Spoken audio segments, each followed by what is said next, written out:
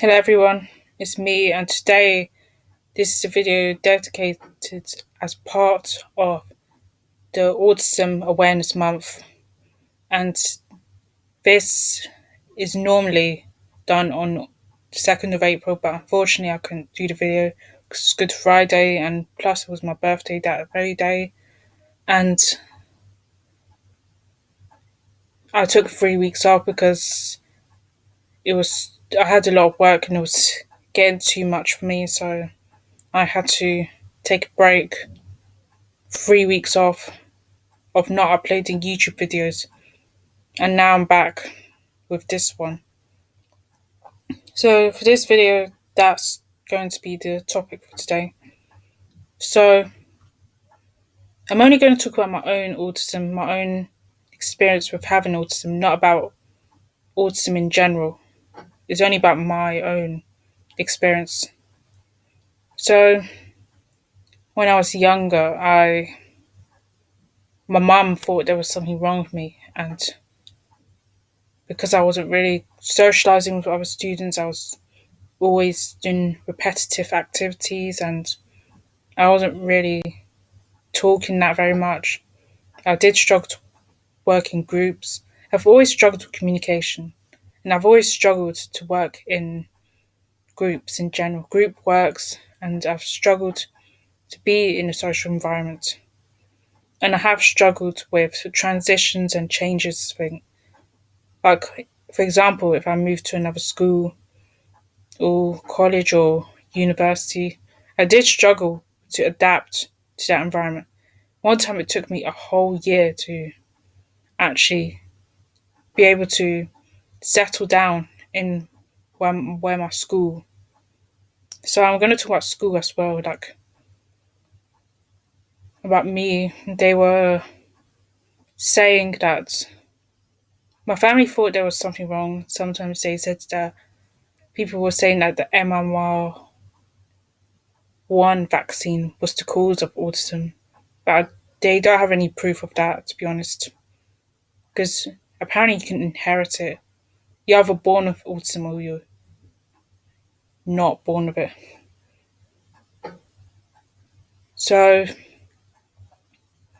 I okay, I didn't know that I had autism until I was in my teens, but I've always believed that I had problems with communication. But I thought it's just a general thing, really, but it's not normal. Because they told me that I had to go to see a psychologist in primary school. I was like sick from when I was 8 until I was like 11. I was seeing a psychiatrist to talk about things that were going on in my life, basically. Like, how am I doing and all that stuff, because, they want me to, my family thought it was beneficial for me to go and see a psychiatrist. I had to have experiences where people were discriminating against me, saying horrible stuff about me, saying about my autism. They didn't really understand me. They just thought I was just that word. I'm not going to say that word. They said rude stuff about me. Someone thought I was mute because I didn't even say a word. And people said horrible stuff about me, and they took the piss out of me and said horrible stuff, discriminated things against me. And that was in primary school. I remember someone being horrible to me, calling me the R word. I'm not going to repeat it here because it's very offensive as well. It's one of those words I really dislike, and I don't recommend people using that word to describe someone with a disability, a learning disability. So and I got bullied in school. I have been involved in fights as well, and I have been in trouble for fighting other students as well. And Yeah, really. And the psychologist part is when I have to go and see them because of they wanted to see how I am, and plus it's for those with disabilities. They want me to keep going seeing them all the time so they can help me out. They're specialists; they know what they're doing. And when I was in year 6, it's about these transitions whether I should either go to an SCN school or go to a mainstream. But mainstream is for those, it's general, anybody can go to mainstream. But I went to mainstream. I was at mainstream initially until they said that I was actually struggling to adapt at a mainstream school. So I did go to mainstream for like a few months or so. But I've struggled there and it was very challenging for me to adapt in that environment. That sudden change made me question whether I should actually go on to another school that's more suitable for me and I can adapt more easily. But I didn't really know much. But my family was considering for me to go to a special school, not mainstream. So I did struggle to adapt to the mainstream environment and change, and the rules are quite strict there, and I was struggling in that environment. So the psychologist said that they want me to be sent to another place, which is not in London. It was like outside, and they specialize in helping those with autism and Asperger's. But my family thought my disability is not that severe, so they didn't want me to go there. Because it's only for those with severe disability that should be at those residential schools. But my family said that they didn't want me to go there. They will never ever see me again or see me that much. It was a bit like a boarding school, but it's for those with disabilities. They were going to send me away until I was like 18. But my family said, no, we just look for another school that's more suitable for her. And they found this social worker and he found the school that I went to. I went to, it was near, it was like an hour away from my house to school. Because I took the mini bus to get to school every day, there and back. And I took the mini bus and yeah, and I adapted not very well because I thought I would do well, like adapt more in that school, at SEN school, than I did at mainstream. But SEN, I did adapt a little less faster, the same, but I was adapting well, but not quickly, I would say. And I did get pushed around slightly because I wasn't ready. I was clever and dedicated student because that's what teachers and other students, some of my peers liked about me. But some of my peers didn't really like me.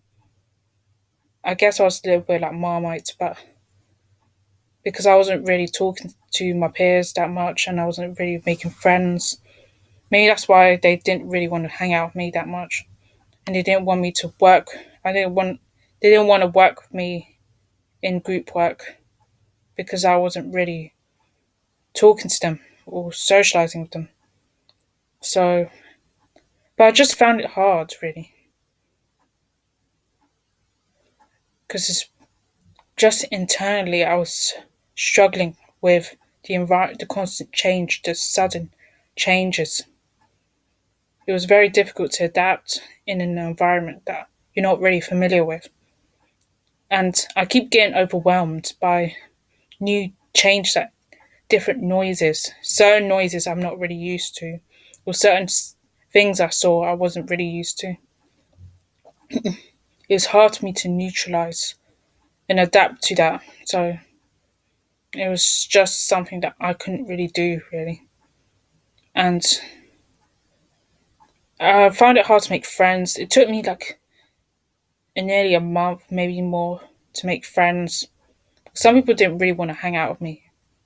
Even though I was smart and dedicated student, nobody really noticed me. I thought I would do well adapting to that environment, but I didn't really because of it's just too much for me to deal with.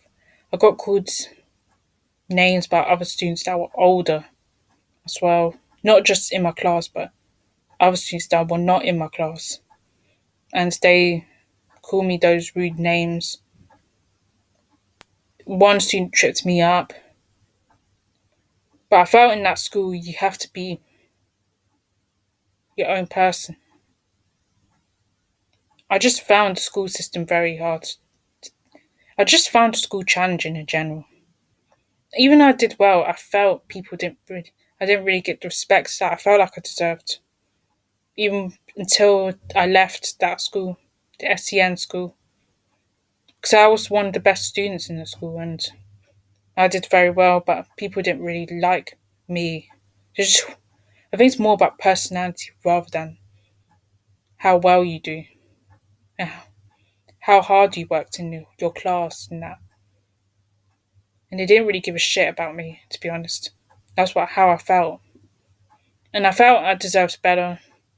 That I should have gone to mainstream because I would have back to a mainstream school to complete my GCSEs and get good grades because I felt I deserved better.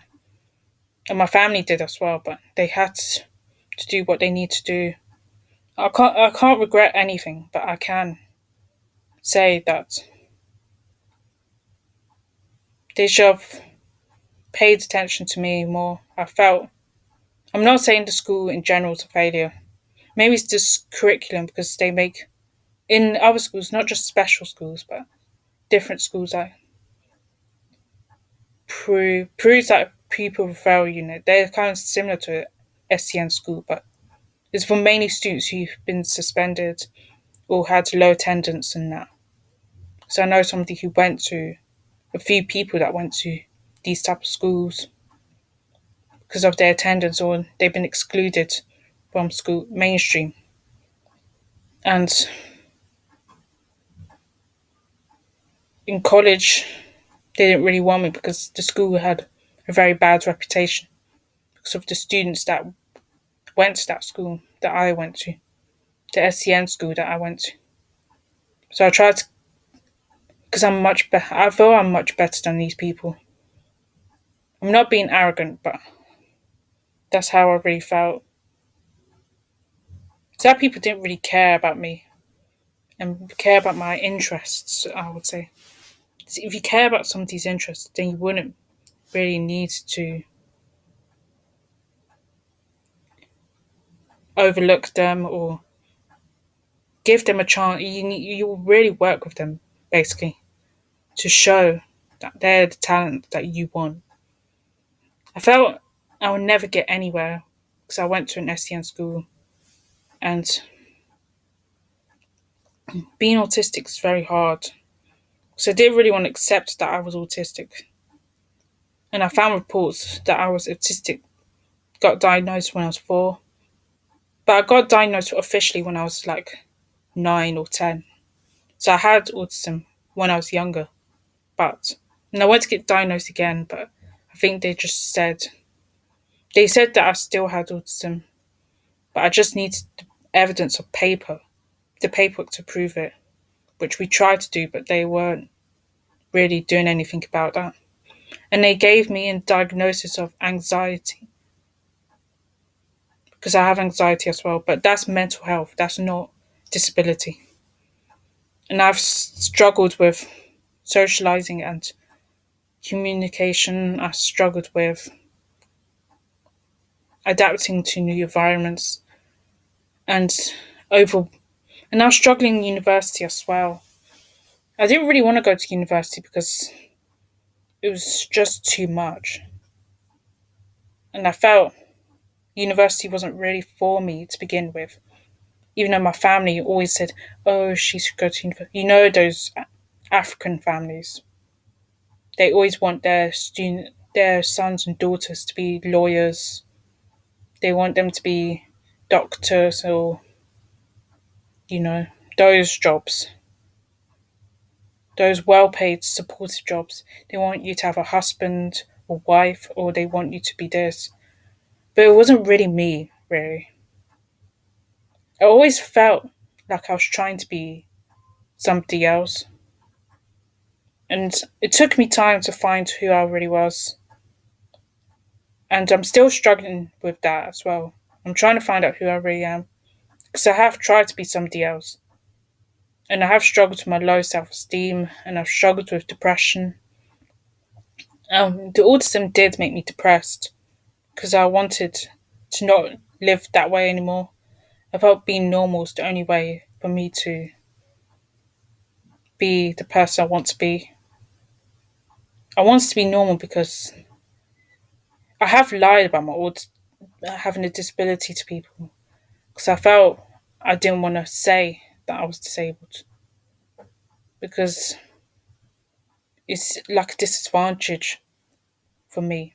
So that's why I said that I wanted to be like anybody else, basically. But when I started, my uncle said nobody's a normal person. Normal has no meaning, really, nowadays, because normal doesn't even exist. Everybody has some problems from one form or another. You cannot keep saying that you're normal. If you're normal, then you're lying to yourself. You're deceiving yourself. And you're deceiving others as well. Because it doesn't even exist. And perhaps I could say that normality is not really a given. There's no such thing as it. And I had to accept there's no such thing as normal. Even though I tried to convince people I wasn't autistic when I was. Because I didn't want to I think I was pretending to be somebody else. And I wasn't really knowing who I was. Because I kept thinking I was this person with that person. I didn't really know who I was. It's like I'm always wanting to be another character. I've always been like that when I was younger. I've always wanted to feel like I wanted to be somebody else. Because I just liked who I really was. My real self. I think that's why I didn't really know who I was. Who I am. And who I'm meant to. If you don't know who you are, then you won't know who you want to be. Because that's very important. If you know who you are, then you know what you want to be. You know what you're destined for. And that's something that I'm trying to work on now. Because I think all this time, I was just trying to be somebody else. And I never really known it. I wasn't actually aware of it. I think that's another problem of mine because I'm not really aware of what I'm doing or my actions.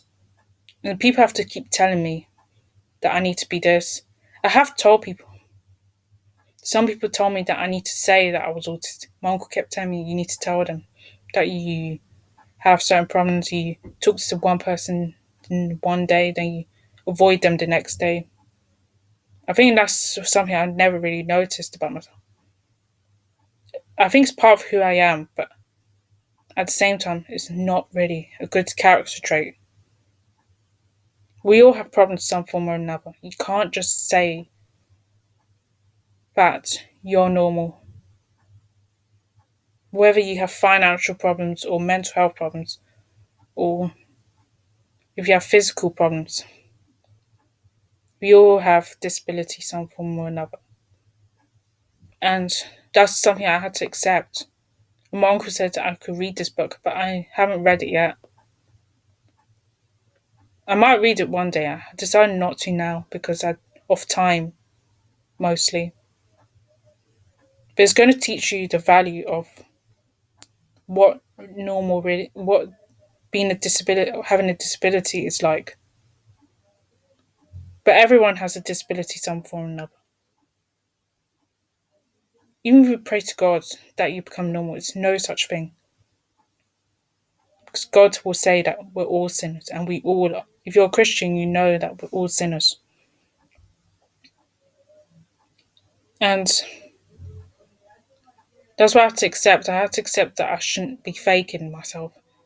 And people felt like I was being a fake. I felt like I was faking. I never knew I was actually being a faker. I was being somebody else.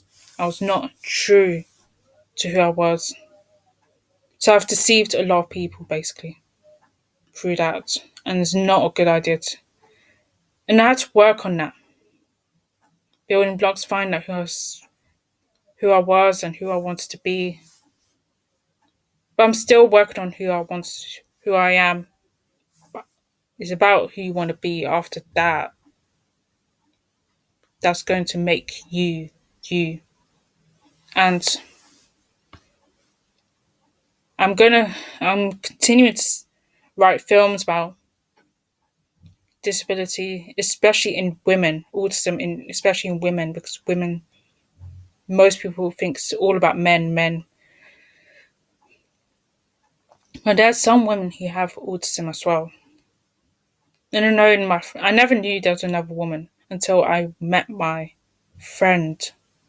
Because my friend has Asperger's, and I'm working for her on a film because she's has Asperger's syndrome. I have it as well, but apparently I have a mixture of Asperger's and autism. My uncle told me, and I'm working with my friend. She's We're both collaborating on a script together about. I'm not going to tell you much, but I'm going to tell you a little bit about it. It's about this woman who's these people, and they're going to do a group project, and they find this girl who they want to have as a model for their photos. But unfortunately, this girl has something quite sketchy about her. But I'm not going to reveal what that is. Because me and my friends are kind of still working on that. It's kind of like a groundworks. And it hasn't really kicked off yet. And I have my own projects as well. I've been starting film since 2016, and lots of people there that I'm working with are actually like me, actually. So I'll be able to talk to them more about my autism. They're autistic as well. So lots of, and there's that 60% of people in my film club are autistic, which I'm quite happy. And I get to work alongside them. They're very good filmmakers. I know them very well. They know the mechanics. They will know better than a university student will know, quite frankly. They're quite intelligent than. I'm not making comparisons, but I know them more than my peers at university, and we all work together. We all collaborate together. If I'm if we're on board with each other's projects, we try and make sure that person's project actually happens. I'm quite dedicated to say that we all need to celebrate each other's flaws because nobody's normal. So that's why I'm creating this video about the autism film. I know it's a late video, which I apologise for, but I hope you've gained something out of it. And I'll see you in the next one. Bye.